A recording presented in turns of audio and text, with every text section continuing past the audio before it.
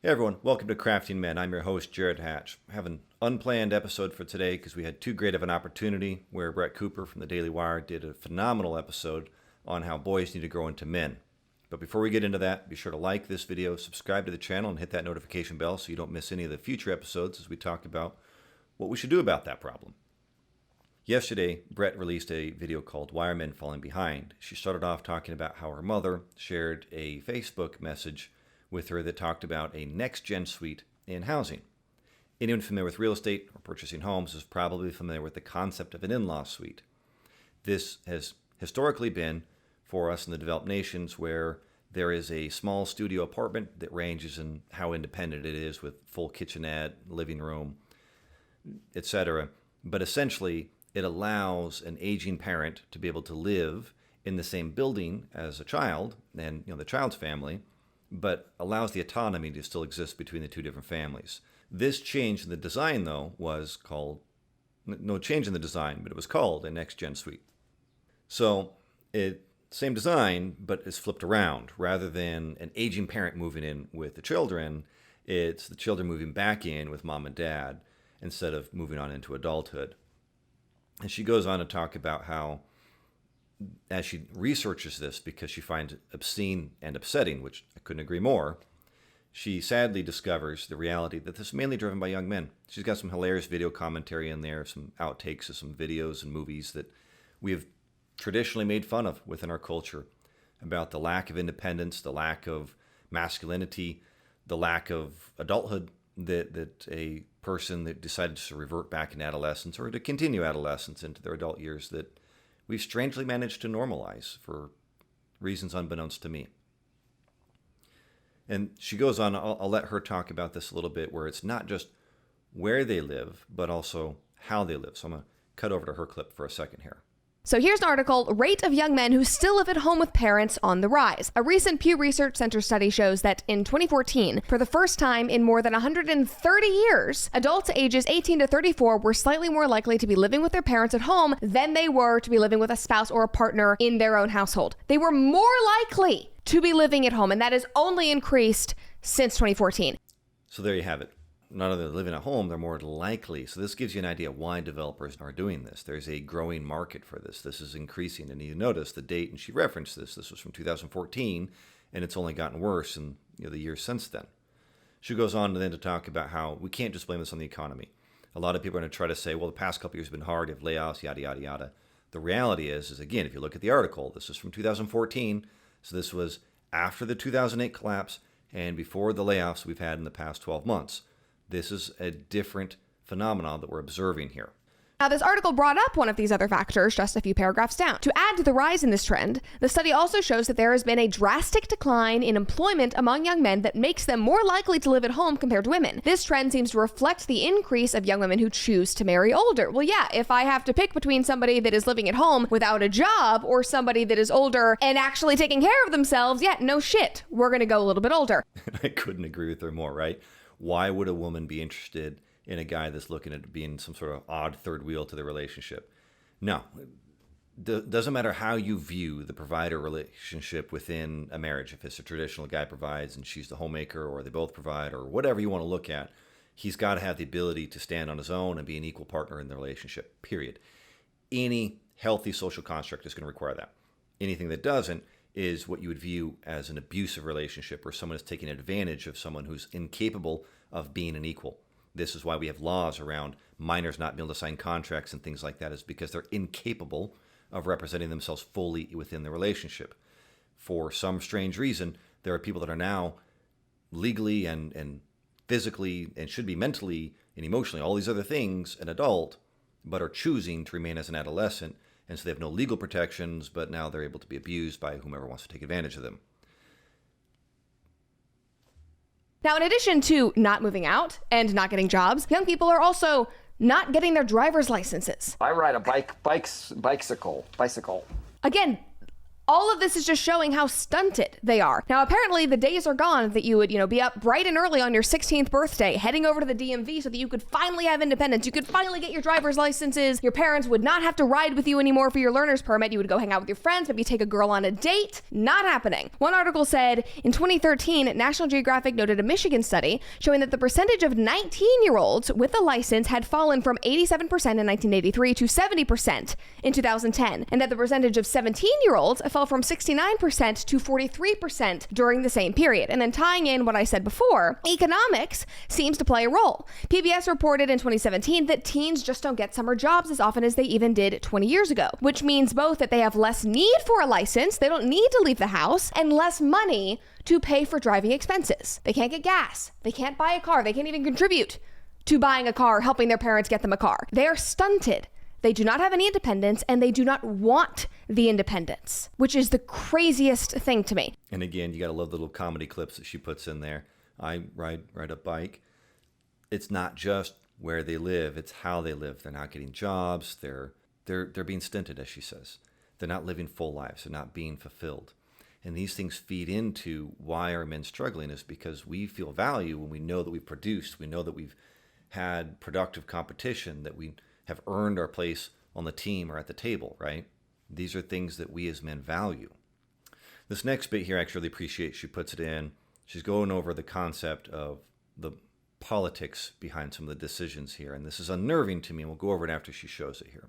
Washington Post even wrote about this year in February, and they had some anecdotal stories which were all over the place, and they were kind of focusing on the climate angle of this, that so many young people just don't want to get a car and don't want to drive because it's apparently killing the planet. But this one from a young man stuck out to me because it is so against everything I thought I knew about young men, that we traditionally think about young men of wanting to leave the house, striking out on their own, going and taking a girl out, whatever. This is just like a sad little baby bird who just cannot leave the nest. Just listen. Gabe is 23. He waited to get his license until he was 20 and did not get a car until 2 years later. Quote, I didn't want my parents teaching me. He also felt ambivalence towards America's car-centric culture, only getting a car because his job as a peer mental health worker required one. Quote, it would be so much better for everyone if public transit were just more accessible. Like, why were you thinking about that at 16, 17, 18, 19, 20 years old? That was a bigger concern for you than being an independent young person, getting a job, taking a girl out on a date. Like, that's crazy to me. Like, who is this? I just do not understand. I think there's a lot to unpack with this example that she shared with you. First of all, I think it shows that we really devalue the concept of children. Children have become political weapons.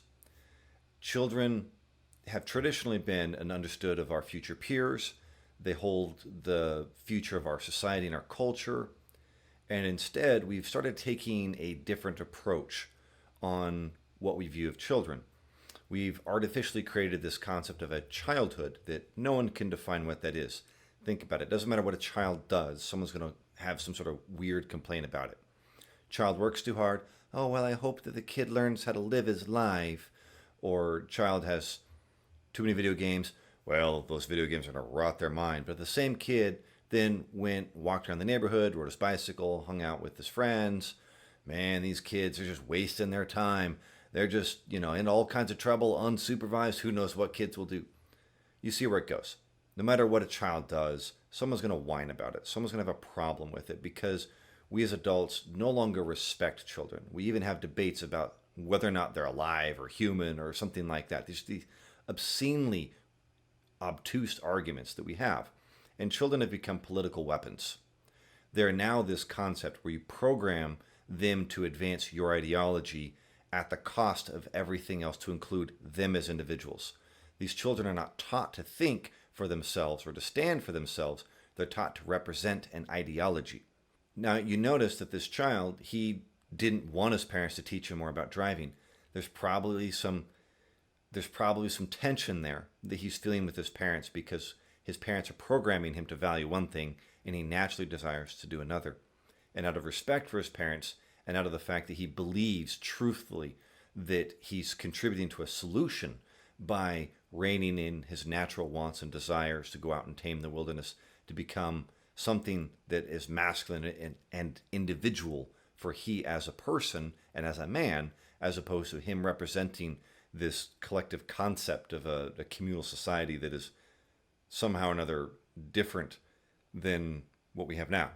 Now, if you're not depressed yet, buckle up because we are still going. We're not finished. Young men are out of the dating pool. Back in February, the New York Post wrote that 6 out of 10 young men are single. And these are the disturbing reasons why. That's what they wrote. And it is not because they cannot find a date. And I'm sure some of them maybe feel like they can't, but they are choosing this. Again, that is the most shocking part. They are making these choices for themselves. They cited Pew again, and Pew found that nowadays, 63% of men under 30 are electively single, up from 51% in 2019. Experts blame erotic time alone online as a major culprit. What do you know, guys? We're back to porn. Haven't talked about porn in a while. We are today. Quote, young men are watching a lot of social media. They're watching a lot of porn, and I think that they are getting a lot of their needs met without having to go out. So they are choosing not to date. They are choosing not to do what they are biologically designed to do, which is pursue women. Try to sow the seeds. I know you might cringe at that, but that is literally what men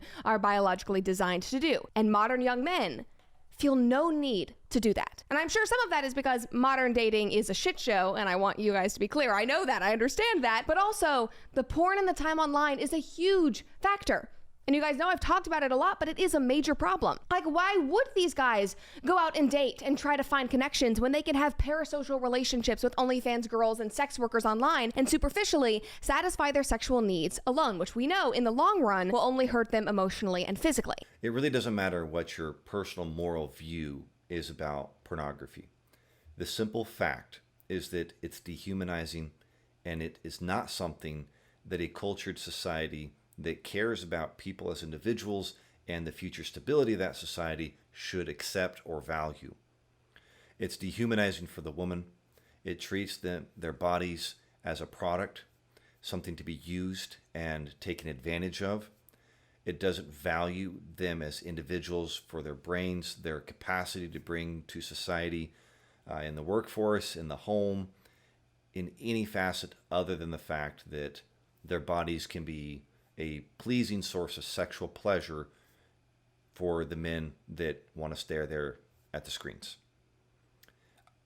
No one should think that that's an acceptable interaction between men and women.